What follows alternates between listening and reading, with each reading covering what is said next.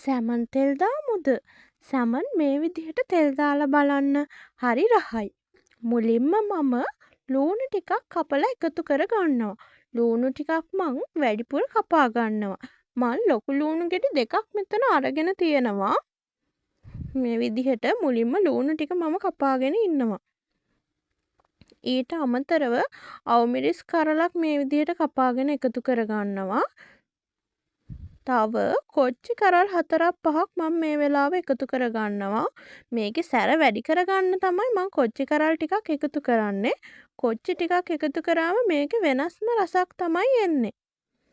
කරපිංචා ටිකකුත් එකතු කරගන්නවා. මං උයන හැම එළවලුවකටම වගේ කරපිංචා ටිකක් වැඩිපුර එකතු කරගන්නවා.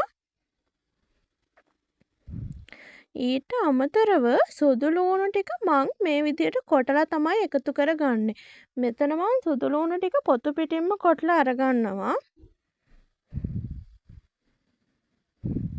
දැන් මම මේකට කෑලි මිරිස් ටිකක්, කහ කුඩු ටිකක්, ලුණු කුඩු, ඒ වගේම ගම් මිරිස් ටිකක් මම වැඩිපුර එකතු කරගන්නවා. දැන් මං තෙල් ටිකක් තාච්චියට දාලා මගේ මේ විදිහට අර කොටාගත්තු සුදු ලූණු ටික එකතු කරලා ඒකටම මං ලූණු ටිකත් එකතු කර ගන්නවා.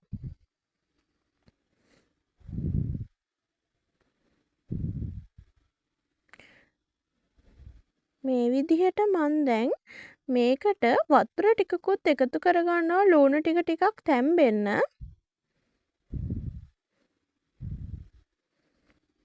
දැන් මම මේකට සැමන් ටිකයි සැමන් එකේ වතුරත් මං එකතු කරගන්නවා. මේ ටික එකතු කරලා මේ ටික විනාඩි 5ක් 10ක් උයා ගන්නවා.